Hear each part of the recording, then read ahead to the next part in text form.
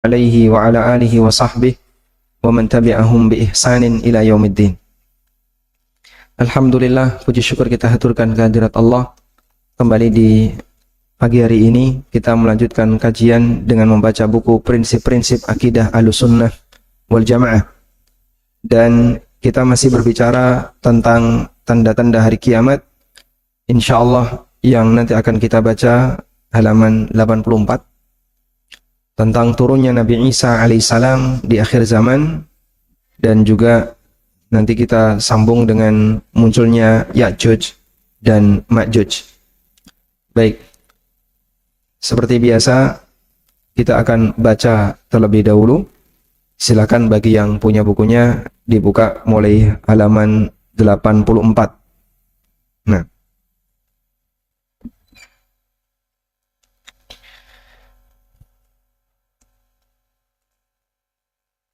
Bismillahirrahmanirrahim. Turunnya Nabi Isa alaihissalam di akhir zaman. Ahlussunnah mengimani tentang turunnya Nabi Isa alaihissalam di akhir zaman. Allah Ta'ala berfirman, wa innahu la ilmun lisa'ati fala tamtarunna biha wattabi'un hadza siratum mustaqim. Dan sungguh dia Isa benar-benar menjadi pertanda akan datangnya hari kiamat. Karena itu janganlah kamu ragu-ragu tentang kiamat itu dan ikutilah aku. Inilah jalan yang lurus. Quran surat Az-Zukhruf ayat 61. Tafsiran lafaz wa innahu la ilmun lisa'ah. Wa innahu la ilmun lisa'ah menurut sahabat Ibnu Abbas radhiyallahu anhuma, sebagaimana tercantum dalam kitab tafsir Ibnu Katsir, adalah turunnya Nabi Isa bin Maryam alaihissalam sebelum hari kiamat. Kemudian dijelaskan juga oleh Ibnu Katsir rahimahullah, hadis-hadis tentang turunnya Nabi Isa alaihissalam sebelum hari kiamat diriwayatkan dari Abu Hurairah, Ibnu Abbas, Abul Aliyah, Abu Malik, Ikrimah, Hasan, Qatadah, Ad-Dhahhak dan selainnya rahimahumullah. Hadis-hadis turunnya Nabi Isa bin Maryam alaihissalam sebelum hari kiamat sebagai imam yang adil dan hakim yang bijaksana adalah mutawatir. Rasulullah Shallallahu Alaihi Wasallam bersabda, "Waladi nafsi biyadih, la yushikanna an yanzila fikum ibnu Maryam alaihi salam hakaman adlan, fayaksiras saliba, wa yaktulal khinzira, wa yad'al jizyah, wa yafidal malu hatta la yakbalahu ahad." Demi Rob yang jiwaku yang berada di tangannya, sudah dekat saatnya di mana akan turun pada kalian Isa ibnu Maryam alaihissalam sebagai hakim yang adil. Dia akan menghancurkan salib, membunuh babi, menghapus jizyah atau upeti pajak, dan akan melimpah ruah harta benda sehingga tidak ada seorang pun yang mau menerimanya. nah, hadis riwayat Bukhari dan Muslim. Baik, sekarang kita akan lihat penjelasan di surat Az-Zukhruf ayat 61 yang ada di buku. Allah Subhanahu wa taala berfirman tentang Nabi Isa nanti akan turun di hari kiamat dengan Allah katakan, wa innahu la'ilmun lis-sa'ah fala tamtarunna biha wattabi'un hadza siratum mustaqim. Kalimat wa innahu la'ilmun lis-sa'ah, hu-nya di situ kembali kepada Nabi Isa. Sesungguhnya dia di situ maksudnya adalah Isa. Sesungguhnya Isa adalah ilmun lis-sa'ah, adalah pengetahuan tentang kiamat. Ada yang membaca dengan wa innahu la'alamun lis-sa'ah, sebagaimana cara baca Qatadah, Abu Hurairah dan Ibnu Abbas. Beliau membaca wa innahu la'alamun lis-sa'ah. Coba kita lihat di sini. Kalau dibaca wa innahu wa qalu a'alihatuna khairun amhu ma darabuhu laka illa jadala bal hum qaumun khasimun in huwa illa abdun an'amna alaihi wa ja'alnahu mathalan li bani Israil. Ini berbicara tentang Nabi Isa semuanya, mulai dari ayat 57. Lalu di ayat 61 Allah mengatakan wa innahu la'ilmun lisa'ah, bahwa turunnya Nabi Isa adalah tanda tentang adanya hari kiamat. Baik. Selanjutnya tentang posisi Nabi Isa. Manusia sejak Nabi Isa muncul, mereka terpecah menjadi beberapa firqah. Sengketa manusia tentang Nabi Isa. Sehingga keberadaan Nabi Isa ini menjadi salah satu di antara titik sengketa akidah. Yang pertama berkaitan dengan status beliau. Ada 3 kelompok. Kelompok yang pertama bahwa Nabi Isa adalah anak Tuhan. Kita paham ini adalah kelompok siapa? Nasrani. Kelompok yang kedua bahwa Nabi Isa adalah anak zina. Ini Yahudi.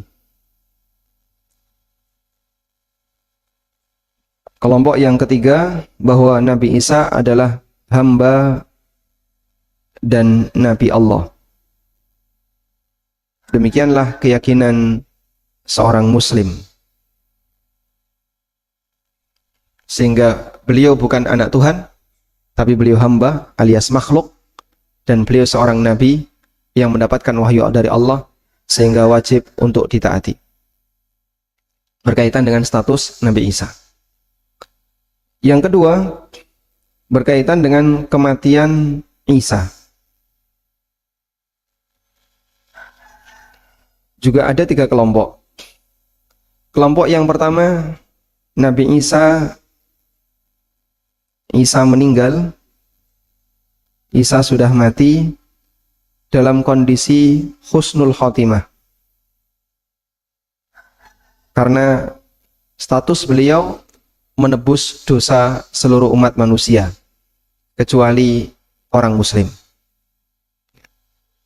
Ada dialog yang terjadi antara seorang penanya kepada pendeta Nasrani.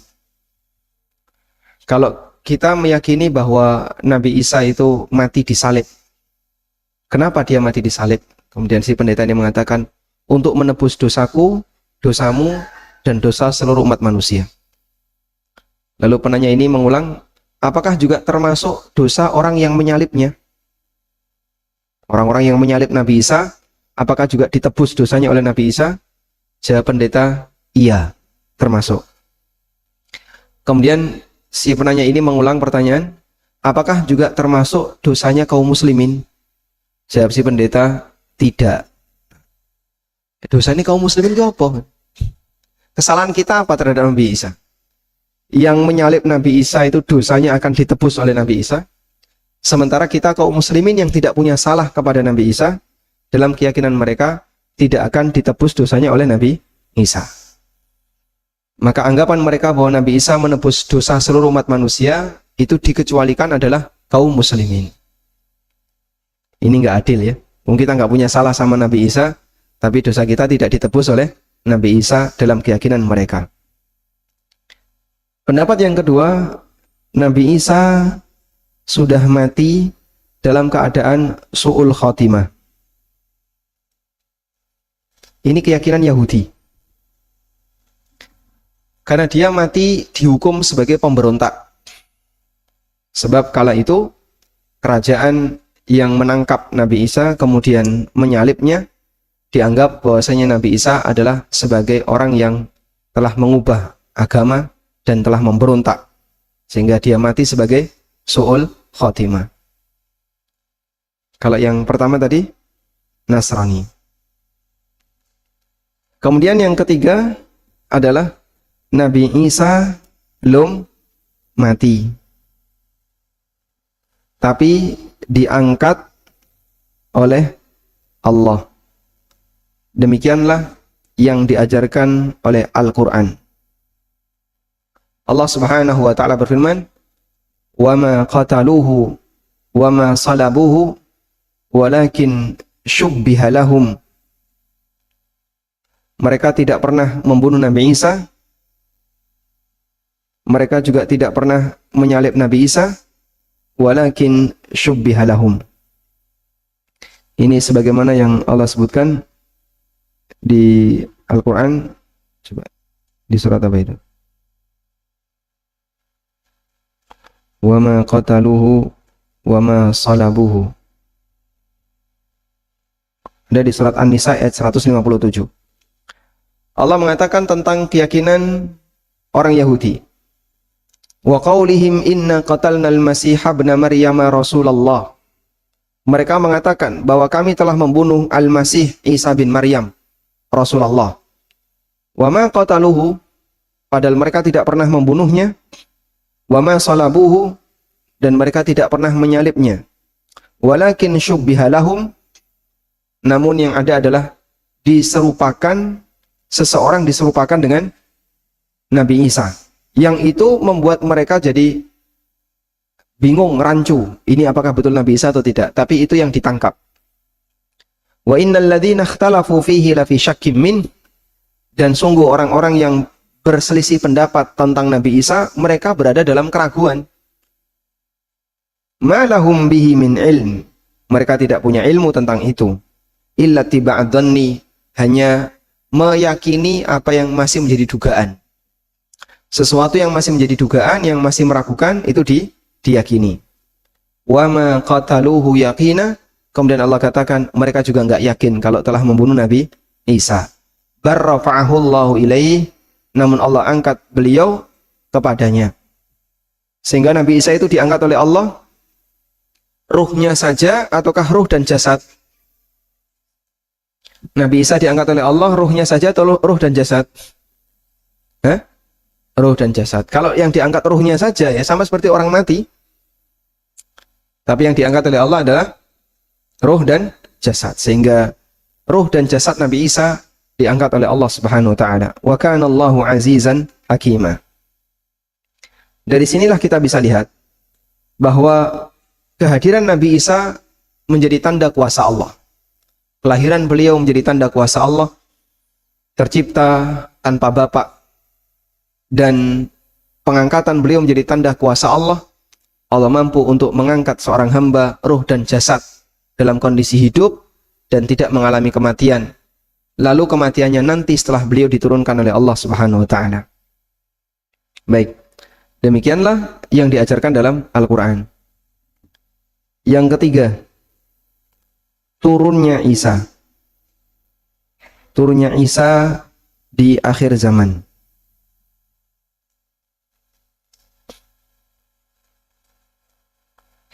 Di sini juga ada 3 keyakinan. Yang pertama, Isa tidak turun. Nggak ada istilah Isa turun. Karena Nabi Isa sudah mati. Tidak mungkin turun kembali.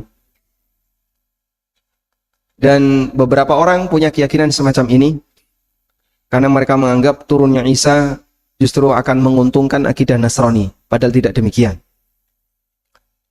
Yang kedua, Isa turun untuk membela penyembahnya. Dan yang dimaksud Isa turun adalah hidup kembali. Dalam keyakinan Nasrani, sebagian mereka meyakini akan ada kebangkitan Isa di akhir zaman. Jadi di sini sifatnya adalah kebangkitan Isa di akhir zaman. Lalu nanti semua orang akan dipaksa jadi Nasrani, kalau enggak dia akan dibunuh.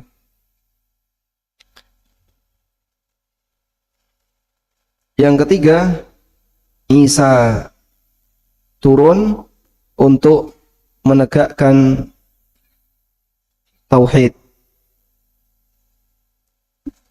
Dan ini yang disebutkan dalam hadis. Demikianlah keyakinan seorang muslim tentang Nabi Isa alaihissalam, bahwa beliau akan diturunkan oleh Allah di akhir zaman dalam rangka untuk menegakkan ajaran tauhid sesuai dengan ajaran Nabi Muhammad sallallahu alaihi wasallam. Baik. Selanjutnya, apa saja tugas Nabi Isa alaihissalam? Disebutkan dalam hadis riwayat Bukhari Muslim Nabi SAW bersabda, "Walladzi nafsi biyadih," demi zat yang jiwaku berada di tangannya. Artinya demi Allah. Dan ini sumpah yang sangat serius. Jiwaku berada di tangannya. Aku bersumpah. Artinya kalau apa yang aku sampaikan ini salah, maka saya siap jiwa saya dicabut. Demikianlah kalimat sumpah, walladzi nafsi biyadih. La yushikanna ayyanzila fikum Ibnu Maryam alaihissalam. Sungguh sudah dekat saatnya turun Ibnu Maryam alaihissalam sebagai hakim yang adil. Jadi beliau sebagai apa?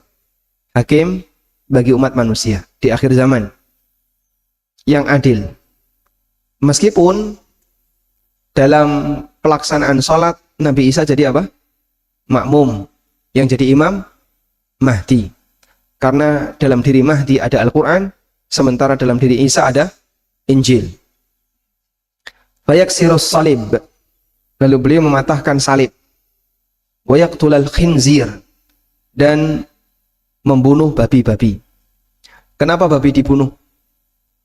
Sebagai pertanda bahwa ajaran yang diselewengkan dalam Injil selama ini adalah salah. Sehingga babi dibunuh oleh Nabi Isa. Maka tugas ini menunjukkan ketika beliau berada di muka bumi untuk menghinakan ajaran yang selama ini diselewengkan oleh orang Nasrani. Wa yad'ul jizyah, dan menghapus jizyah. Kita tulis di sini, apa sih yang dimaksud dengan menghapus jizyah? Makna menghapus jizyah. Apa itu jizyah? Upeti. Ketika kaum muslimin, jika umat Islam berhadapan dengan non-muslim dalam situasi perang, maka ada tiga pilihan. Ada tiga pilihan bagi non-muslim. Yang pertama, masuk Islam. Kalau mereka masuk Islam, maka tidak ada kewajiban jizyah. Kalau masuk Islam, tidak ada jizyah. Yang kedua, bertahan dalam agamanya, tapi tunduk dengan hukum negara Islam.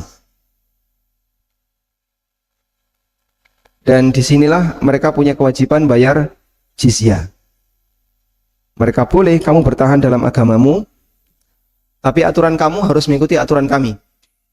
Sehingga nanti kalau ada yang mencuri dipotong tangan, ada yang berzina dirajam dan seterusnya. Dan kalian harus bayar jizyah. Sebagai izin untuk bertahan dalam agamanya, dia harus bayar upeti.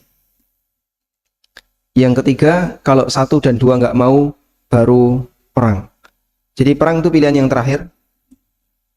Dan kalau sudah terjadi perang, jika mereka kalah, yang dewasa dibunuh, perempuan dan anak-anak jadi budak.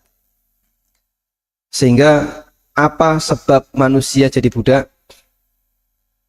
Apa sebab manusia jadi budak? Kekafiran. Sebab manusia jadi budak adalah kekafiran. Jadi asal kalau perang di sini yang lelaki dewasa dibunuh,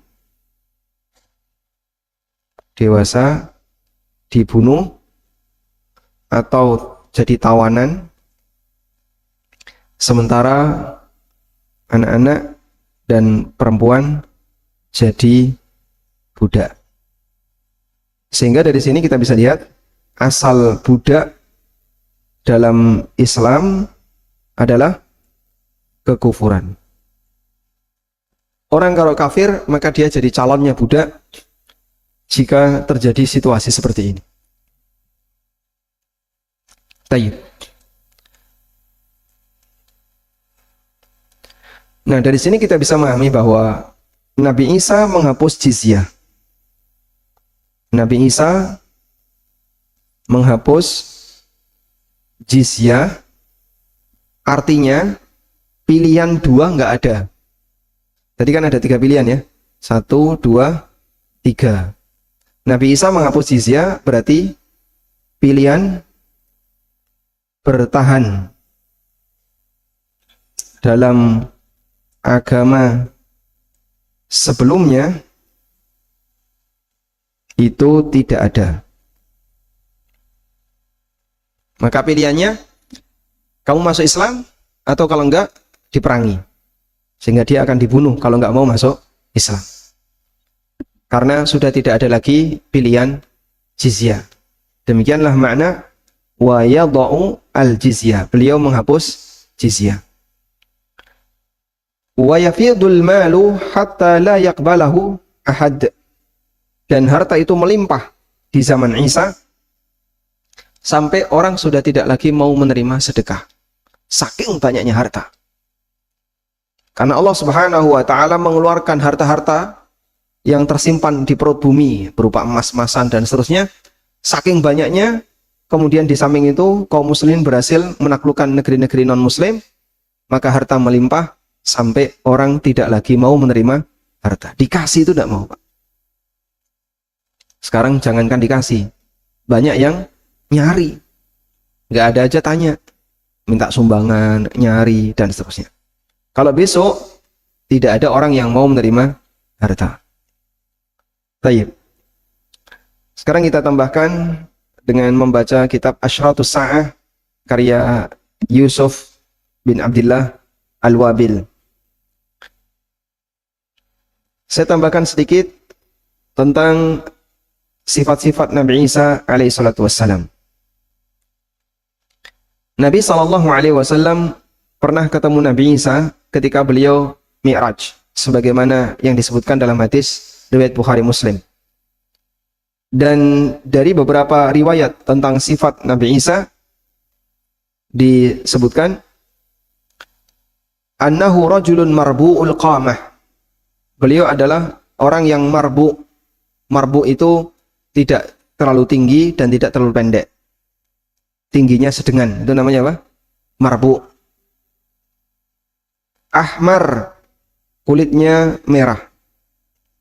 Aridus sadri. Aridah as-sadri, dadanya bidang, dadanya lebar. Sibtus sya'ri, rambutnya terjuntai, rambutnya itu turun. Ka'annama kharaja min dimas, seperti orang yang baru keluar dari kamar mandi.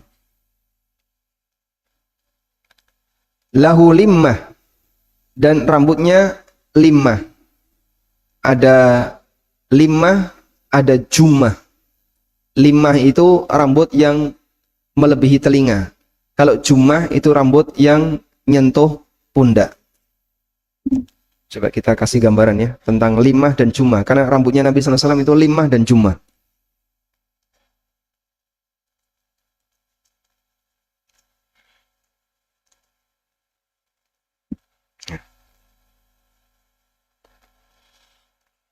Nah, seperti ini, mohon maaf Bapak-Bapak nggak usah lihat ya.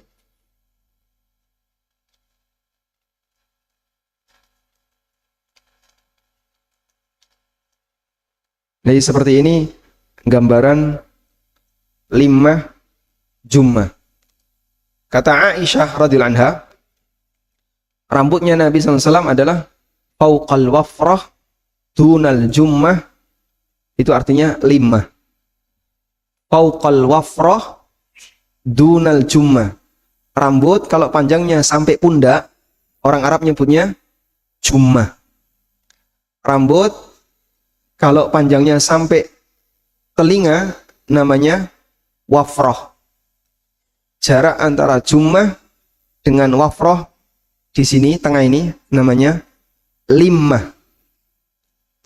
Kata Aisyah, rambutnya Nabi SAW adalah fauqal wafrah dunal jummah. Rambut beliau melebihi telinga tapi tidak sampai pundak. Jadi statusnya rambut limma. Nah, rambutnya Nabi Isa juga seperti itu. Dan mungkin budaya di masa silam demikianlah model rambut orang dulu, sehingga mereka rata-rata rambutnya panjang. Kita kalau nemukan orang seperti ini kan nyebutnya apa?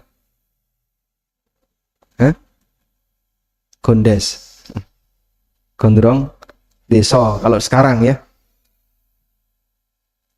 Kalau orang dulu rata-rata rambutnya seperti itu, ya kayak model pahlawan-pahlawan India maksudnya.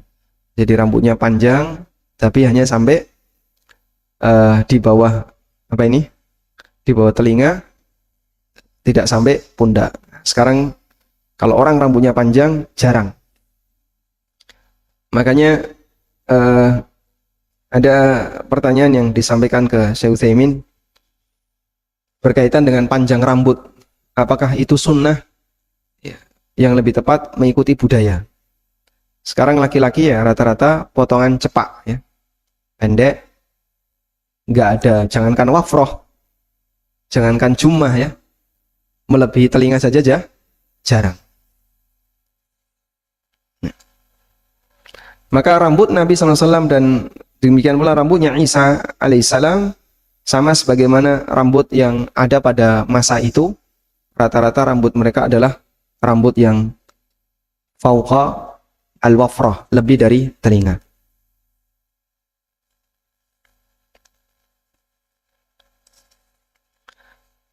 Selanjutnya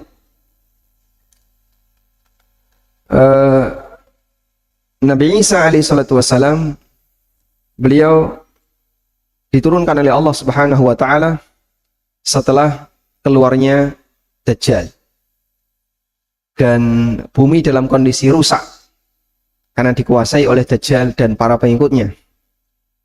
Allah turunkan Nabi Isa indal manarah al-bayda syarqi Dimashq asy-Syam. Allah turunkan Nabi Isa di menarah putih sebelah timur Damaskus di Syam. Sekarang Damaskus ada di mana? Suriah.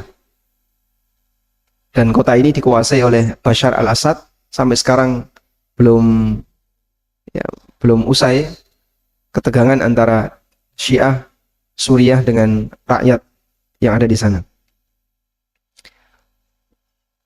Wadi'an kaffaihi ala ajnihati malakain.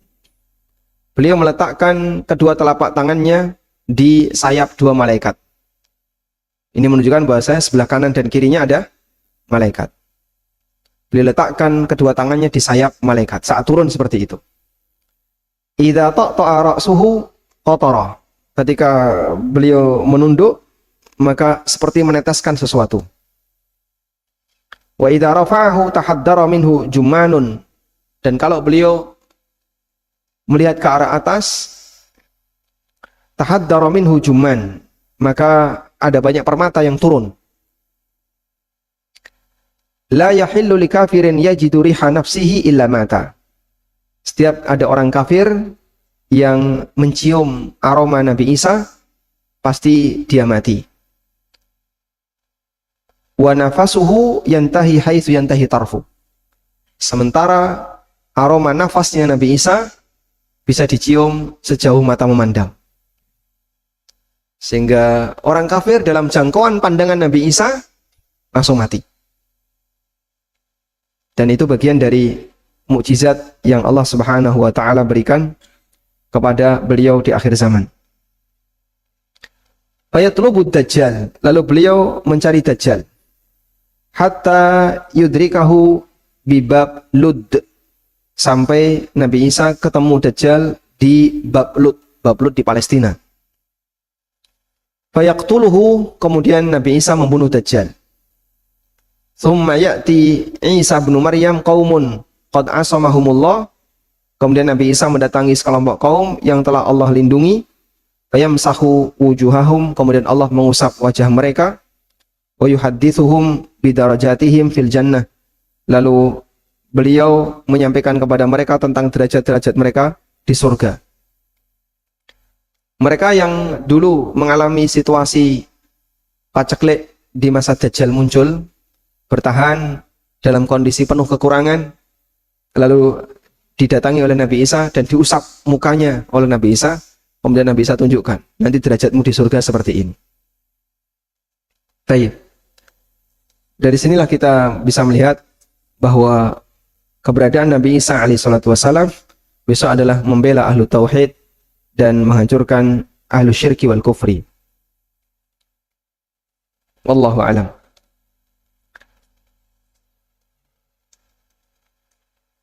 Kemudian dalil tentang Nabi Isa yang disebutkan dalam hadis banyak sekali, dan tadi disebutkan oleh penulis bahwa ada banyak perawi hadis tentang turunnya Nabi Isa. Abu Hurairah, Ibnu Abbas, Abul Aliyah, Abu Malik, Ikrimah, Hasan Al-Basri, Qatadah, Ad-Dhahhak, dan yang lainnya rahimahumullah, sehingga menunjukkan hadis tentang Nabi Isa adalah hadis mutawatir, namun mutawatir makna. Selanjutnya,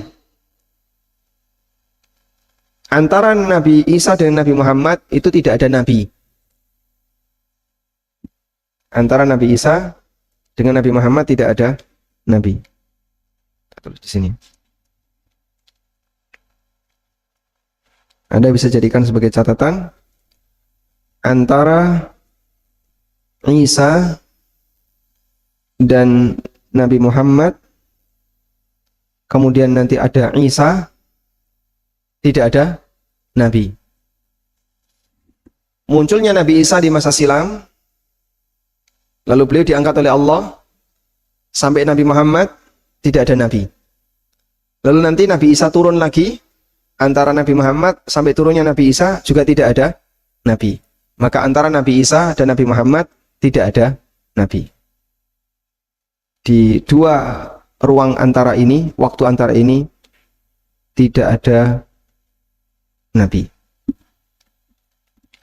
Sebagaimana yang disabdakan oleh Rasulullah SAW, Al-Anbiya'u ikhwatun li'allatin ummahatuhum syatta wa dinuhum wahid. Para nabi itu seperti saudara seibu, ibu mereka banyak, agama mereka satu. Ibu yang dimaksud di sini adalah syariat. Syariat mereka beragam tapi agamanya satu. Wa inni aulan nasi bi Isa bin Maryam, dan aku lebih layak terhadap Nabi Isa bin Maryam, li'annahu lam yakun baini wa bainahu nabiyyun, karena tidak ada nabi antara aku dengan beliau. Wa innahu nazilun fa idza ra'aitumuhu fa'rifuhu, dan beliau akan turun, apabila kalian melihat beliau maka kenalilah ciri-cirinya. Wallahu alam.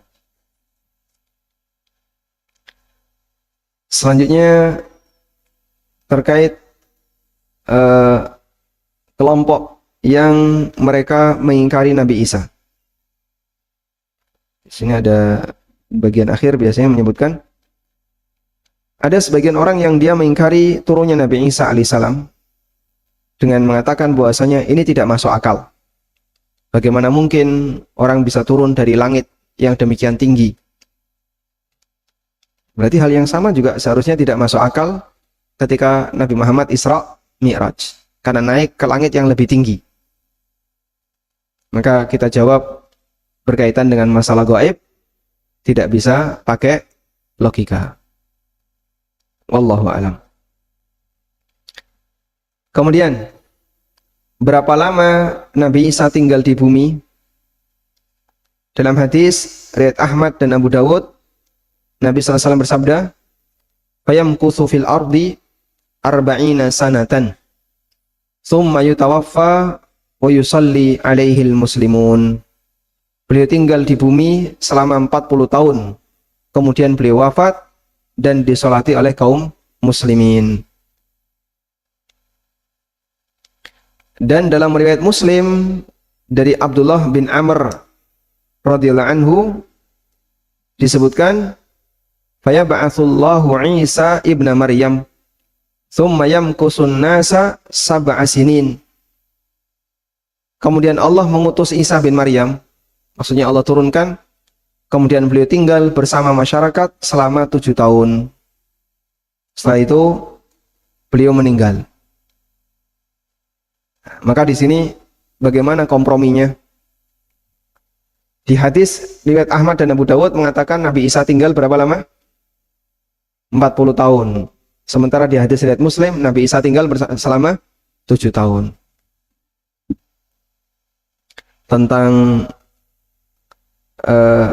masa tinggal Nabi Isa di bumi. Ada 2 hadis yang tadi sudah kita sebutkan ya. Hadis riwayat Muslim berapa lama? 7. Hadis riwayat Ahmad dan Abu Dawud 40. Jadi saat Nabi Isa diangkat itu usianya 33 tahun.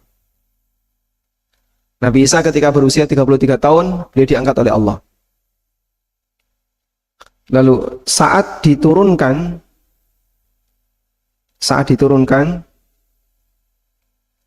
beliau hidup selama 7 tahun. Jadi totalnya 40. Maka di usia 40 beliau meninggal. Di usia 40 tahun beliau wafat. 33 plus 7. Jadi sebelum diangkat 33 tahun, diturunkan, bertahan selama 7 tahun, kemudian beliau wafat. Baik. Sehingga dari sini kita lihat bahwa tidak ada pertambahan usia untuk Isa. Andai kan ada pertambahan usia, berarti usia Nabi Isa sekarang 2024. Nggih. Kalau hitungan Masehi, 1 Masehi adalah lahirnya Nabi Isa. Berarti kan tahun 2024. Berapa usianya Nabi Isa? 2024 tahun sekarang. Tapi tidak ada penyebutan demikian. Maka beliau tidak disebut usianya ribuan tahun karena ketika diangkat itu tertahan. Tidak ada pertambahan usia. Dari sinilah kita bisa lihat usia manusia itu usia bumi. Usia dia tinggal di bumi. Bukan usia ketika dia dihidupkan oleh Allah. Maka Allah Maha Kuasa untuk menciptakan ahlul jannah dalam usia 33 tahun dan bertahan selama-lamanya. Tidak mengalami tua. Usianya berapa? Ya segitu aja. Tidak berubah. Demikianlah perhitungan waktu usia. Nah, karena kita tidak pernah meninggalkan bumi, maka berapa usia kita sesuai dengan lama kita tinggal di bumi. Ada usia 60 tahun, ada 50 tahun, sekian puluh tahun, sesuai dengan umur yang Allah berikan ke kita. Baik, selanjutnya kita akan baca hikmah diturunkannya Nabi Isa alaihissalam. Di antara hikmah diturunkannya Nabi Isa alaihissalam di akhir zaman adalah yang pertama, membantah Yahudi yang beranggapan bahwa mereka telah membunuh Isa alaihissalam. Padahal Nabi Isa lah yang akan membunuh pimpinan mereka, yaitu Dajjal. Yang kedua, Nabi Isa alaihissalam turun untuk membongkar kebohongan Nasrani, menghancurkan salib, membunuh babi, dan menghapus upeti. Yang ketiga, Nabi Isa alaihissalam berhukum dengan syariatnya Nabi Muhammad sallallahu alaihi wasallam dan menjadi pengikutnya Nabi Muhammad sallallahu alaihi wasallam. Beliau turun tidak membuat syariat yang baru karena agama Islam penutup segala agama, dan Nabi Isa alaihissalam menjadi hakim umat ini karena tidak ada nabi setelah Nabi Muhammad sallallahu alaihi wasallam. Baik. Ini catatan penting yang tadi disebutkan di buku, bahwa Nabi Isa menjadi hakim, bukan menjadi pembaharu. Pembaharu dalam arti membawa syariat baru. Maka Nabi Isa tidak menjadi nabi yang membawa syariat baru pasca Nabi Muhammad sallallahu alaihi wasallam, karena tidak ada nabi setelah Nabi Muhammad sallallahu alaihi wasallam. Itu 3 hikmah yang tadi disebutkan oleh penulis.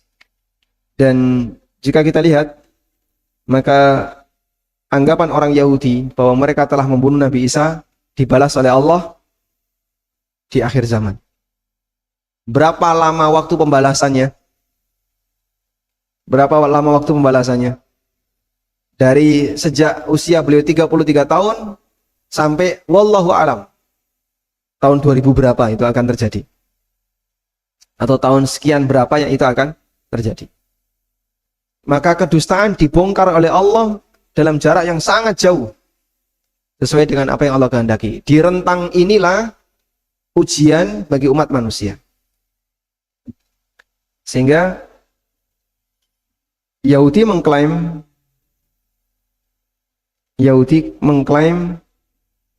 telah membunuh Isa saat beliau di usia 33 tahun. Dan klaim ini terbongkar dustanya di akhir zaman. Berapa lama rentangnya ini? Ini ribuan tahun. Nah, selama ribuan tahun itu manusia diuji oleh Allah. Siapa yang mau membenarkan klaimnya Yahudi dan siapa yang mau mengingkari klaimnya Yahudi. Hal yang sama juga terjadi pada Nasrani yang mereka telah mengubah ajaran Isa. Maka dibongkar oleh Allah di akhir zaman. Dalam rentang ribuan tahun. Di rentang ribuan tahun itu jadi ujian bagi manusia. Siapa yang mau membenarkan klaimnya Nasrani atau mendustakan klaimnya Nasrani. Demikianlah yang dikehendaki oleh Allah Ta'ala, sehingga terkadang sesuatu itu tidak langsung ditampakkan untuk dijadikan sebagai apa? Ujian. Sesuatu tidak ditampakkan untuk dijadikan sebagai ujian. Walhamdulillahirrabbilalamin. Selesai pembahasan tentang Nabi Isa. Sekarang kita sambung ke pembahasan tentang Ya'juj dan Ma'juj.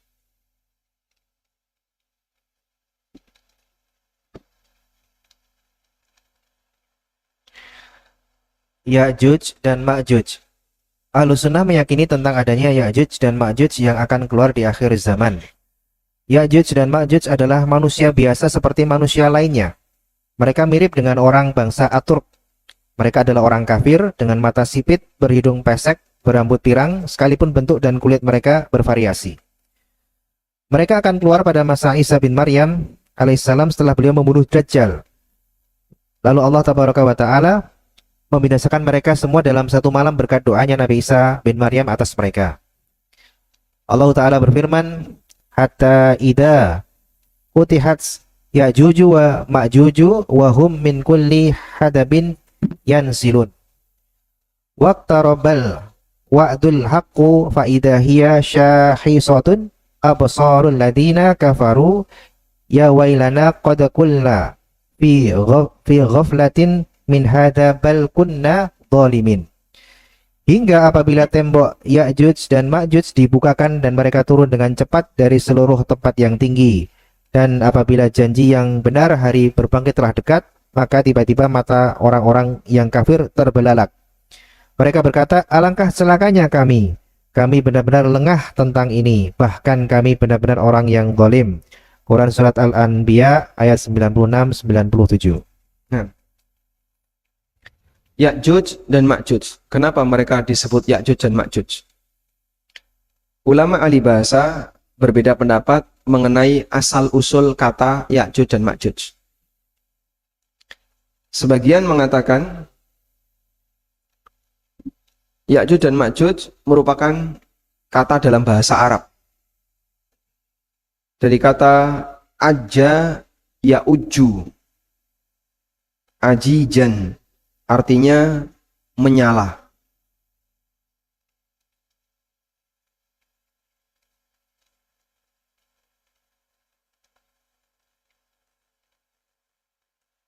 Sehingga disebut Ya'juj dan Ma'juj dari kata sesuatu yang menyala. Pendapat yang kedua, Ya'juj dan Ma'juj bukan bahasa Arab.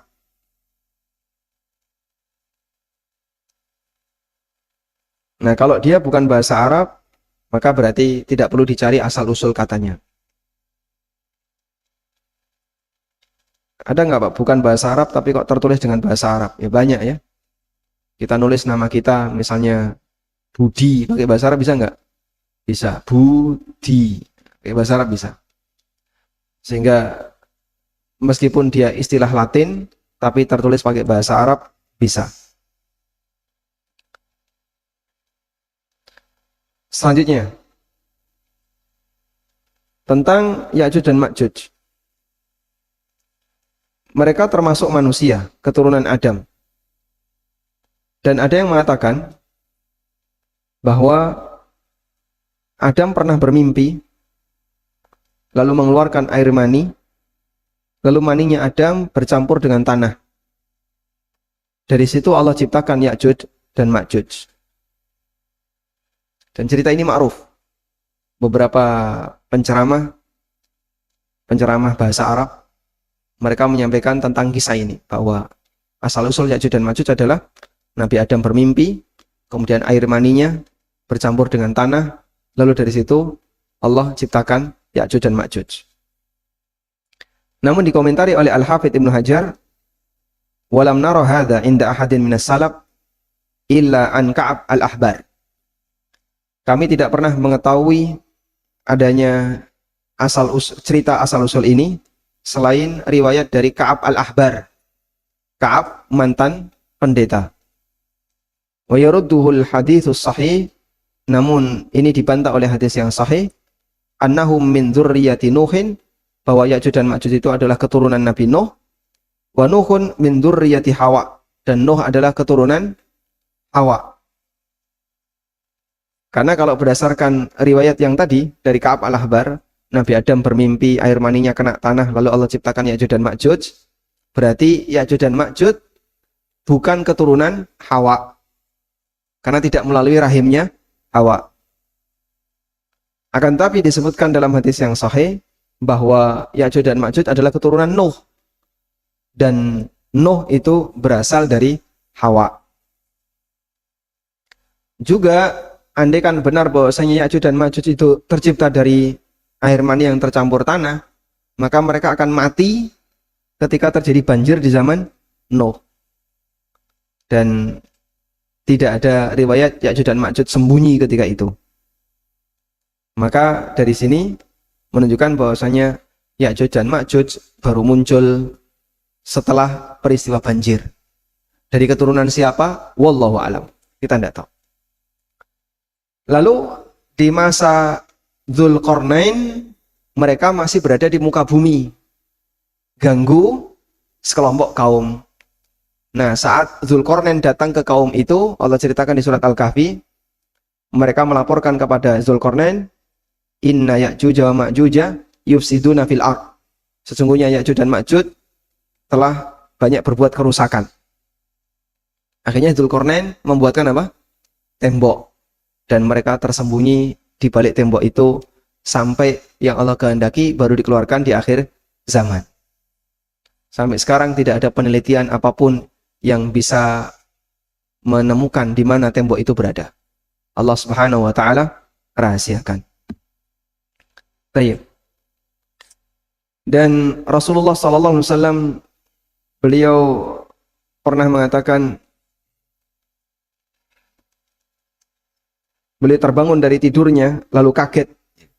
Kemudian beliau menyebutkan bahwa telah dilubangi temboknya Ya'juj dan Ma'juj sebesar satu lubang.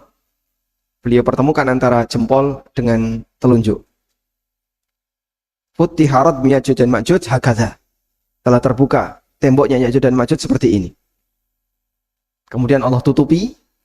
Lalu besok mereka berusaha melubangi lagi, terbuka sedikit. Kemudian mereka istirahat, Allah tutupi lagi. Demikian seterusnya sampai di akhir zaman. Baik. Berikutnya,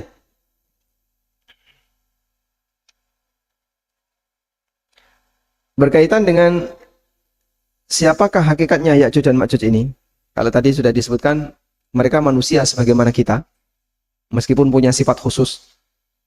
Ada yang menyebutkan bahwa Ya'juj dan Ma'juj sudah keluar. Dan ini pendapatnya Syekh Abdurrahman As-Sa'di. Beliau mengatakan Ya'juj dan Ma'juj itu bangsa Cina. Jadi ada satu risalah khusus yang bahas itu. Tapi ini pendapat beliau ya. Dan ada yang mengatakan belum keluar. Allah masih rahasiakan di tempat yang tidak bisa diakses oleh siapapun. Baru nanti akan Allah keluarkan di akhir zaman. Wallahu a'lam. Kemudian cerita tentang Ya'juj dan Ma'juj Allah sebutkan di surat Al-Anbiya yang tadi kita baca, hatta idza futihat Ya'juj wa Ma'juj wa hum min kulli hadabin yansilun. Hingga apabila tembok Ya'juj dan Ma'juj dibukakan dan mereka turun dengan cepat dari seluruh tempat-tempat yang tinggi. Berarti tembok itu ada di tempat yang tinggi. Di mana Pak? Wallahu a'lam. Kepo dalam hal ini tidak benar ya. Sehingga biarkan hal yang gaib jadi hal yang gaib. Itu merupakan hal yang gaib yang dirahasiakan oleh Allah Subhanahu wa taala. Baik. Kita selesaikan sampai terbitnya matahari dari barat.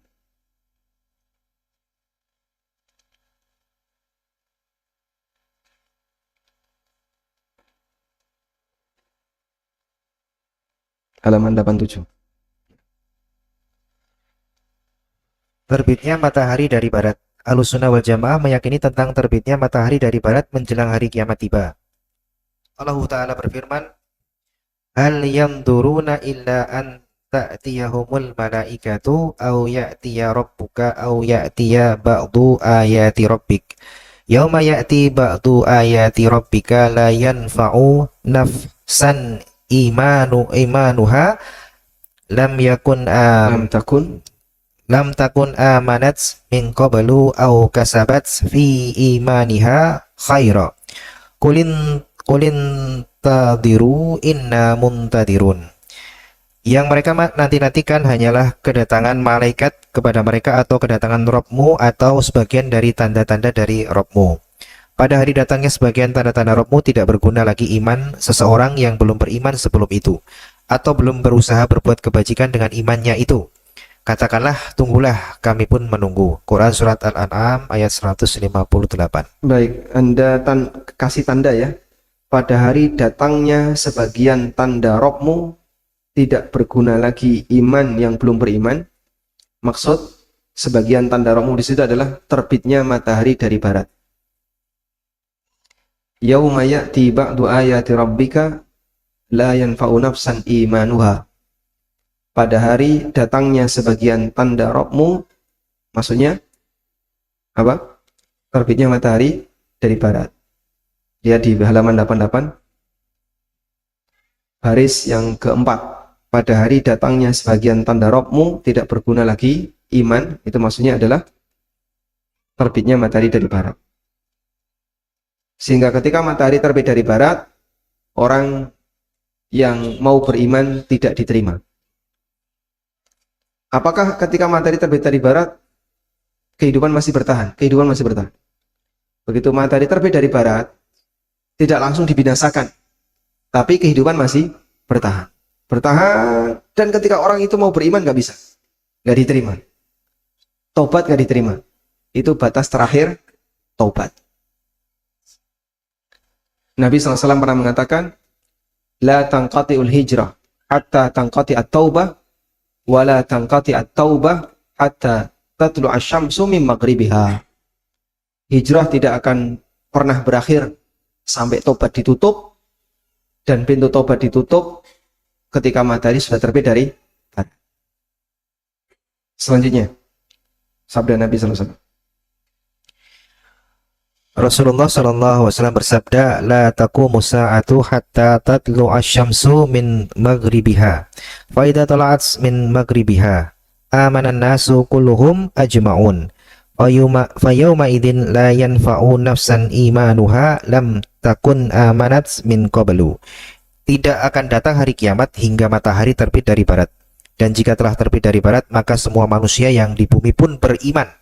Yang demikian itu terjadi pada saat tidak berguna lagi iman seseorang yang belum beriman sebelum itu. Baik. Hadis ini sahih riwayat Bukhari dan Muslim. Sehingga ketika datang tanda hari kiamat, maka iman tidak bermanfaat. Maksudnya adalah terbitnya matahari dari barat. Alhamdulillah. Baik, sekarang saya kasih tugas. Dikumpulkan pasca Idul Fitri. Nanti lupa ya. Jadi dari sekian tanda kiamat kubro, tanda kiamat besar, ada berapa? 10. Coba dihitung, disebutkan satu. Munculnya Dajjal. 2, Imam Mahdi. Kemudian 3, Nabi Isa. 4, Ya'juj Ma'juj. Ya'juj dan Ma'juj. Kemudian 5, matahari terbit dari barat. Matahari terbit dari barat. Kemudian yang keenam. Dabbah. Binatang yang bisa bicara. Yang ketujuh, dukhan. Yang kedelapan, api besar dari Yaman. Ada api di Madinah dan ada api dari Yaman. 9,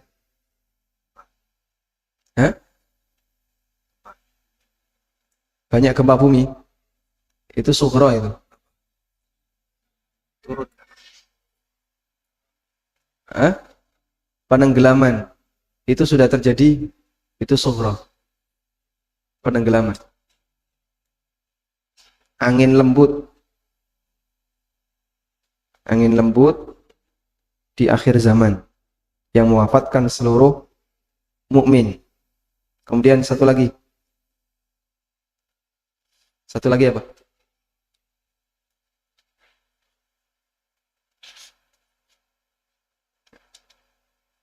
Al-Quran dicabut, hilangnya, dibongkarnya Ka'bah, terakhir terjadi di akhir zaman. Atau mungkin bisa kita sebut hilangnya syariat, hilangnya Islam, dicabutnya Islam.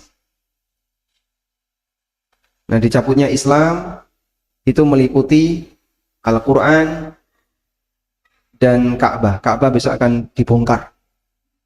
Ya? Dari seluruh tanda ini, tugas Anda adalah carikan yang ada dalilnya dari Al-Quran.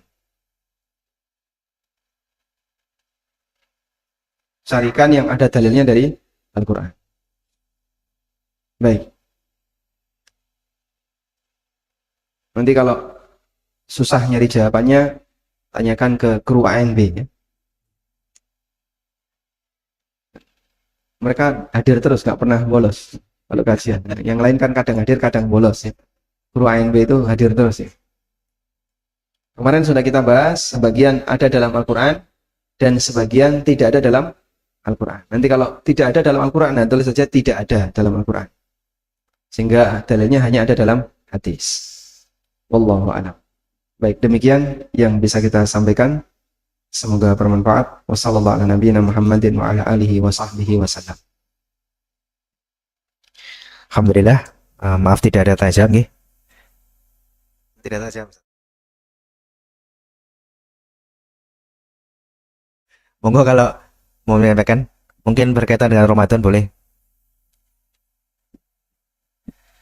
Dari ibu-ibu mungkin ada? Monggo Pak. Zakat mal.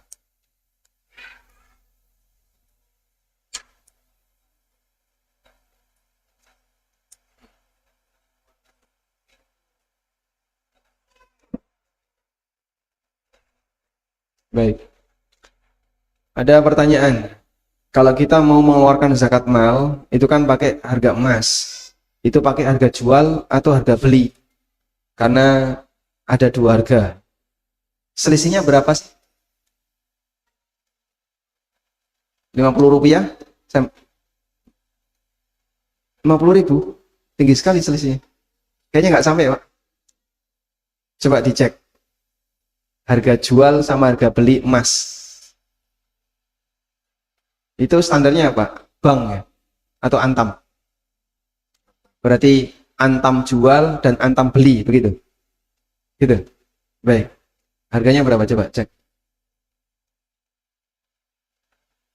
Selisihnya? Kayaknya tidak mungkin selisih 1 juta. Jadi kalau kita beli dari antam 1.200.000, hah? Selisihnya cuma 3.000. Kalau kita jual nanti dipotong 3.000 per gram. Jadi setahu saya memang ada selisihnya, tapi nggak besar. Paling hanya 3.000 atau sekian ribu. Baik. Nah, sekarang pakai harga yang mana? Anda gunakan harga yang lebih mahal. Biar nanti nilai zakatnya lebih besar. Gitu ya. Sehingga misalnya punya emas berapa? 50 gram. Harga yang lebih mahal berapa? 1.203.000. Kalau harga beli kan 1.200.000. Harga jual 1.203.000. Kalikan 50. Berarti nanti ada tambahan 50 kali 3.000 yang kita zakati. Sehingga yang kita keluarkan akan lebih besar. Begitu? Sudah dipahami Pak Joko? Gunakan harga apa? Yang lebih mahal. Silakan.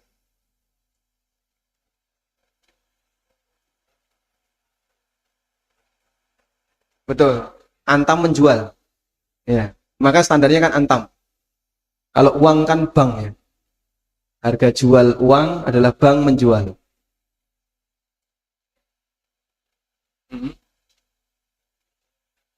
Lebih murah. Oke.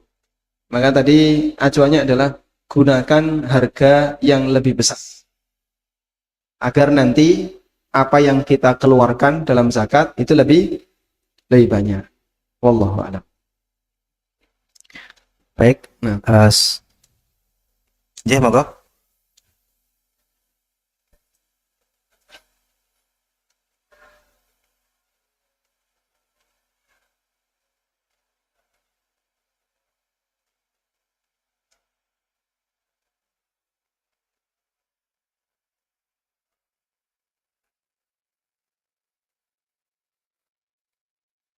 pesangon yang diberikan oleh perusahaan. Pesangon ini simpenan atau hadiah dari perusahaan? Hadiah. Karena dia sudah bekerja. Kalau itu hadiah dari perusahaan, maka setelah menerima, tunggu 1 haul. 1 tahun. Setelah menerima, tidak langsung dikeluarkan zakatnya, tunggu 1 tahun.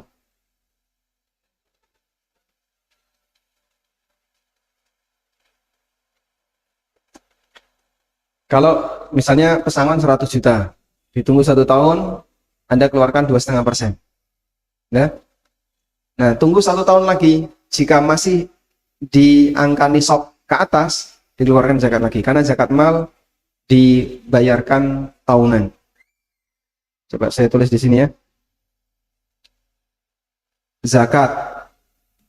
Ada yang dibayarkan sekali saat dapat. Yang dibayarkan sekali saat dapat itu ada 2. 1, zakat pertanian. Yang kedua, rikas. Rikas itu apa? Harta karun, harta temuan. Itu dibayarkan sekali ketika dapat. Makanya nilainya gede. Zakat pertanian itu antara 5 sampai 10%. Rikas itu 20%, 1/5. Tapi begitu dapat langsung potong. Itu pertanian dan rikas, sekali aja.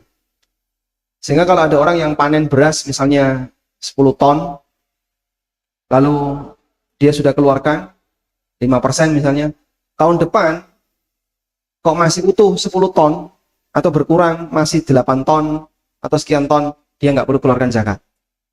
Karena dia sudah zakati saat terima. Yang kedua, dibayarkan per tahun. Dibayarkan per tahun, ini meliputi zakat mal, zakat perdagangan, kemudian zakat apalagi peternakan. Ini dibayarkan setahun sekali.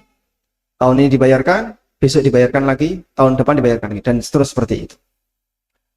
Maka kalau sekarang, nisab sekarang berapa? 85 gram itu berapa? Berapa? 102 juta. Coba dicek. Nisab sekarang 103 juta. Nisab sekarang itu 103 juta. Jadi kalau ada orang punya uang 150 juta, terus dizakati, tahun depan dizakati lagi, sampai titik berapa Pak? Begitu di bawah 103 juta, berhenti. Maka harta itu berhenti kena zakat setelah di bawah nisab. Nah ini menjawab sebagian keresahan orang. Kok zakat terus-terusan nanti duitnya habis nih? Nggak habis. Begitu di angka sekian, berhenti. Dia nggak wajib dizakati lagi. Kalau sudah di bawah 103 juta, itu sudah dia tidak wajib dizakati. Baik, demikian yang bisa kita bahas. Semoga bermanfaat. Wassalamualaikum warahmatullahi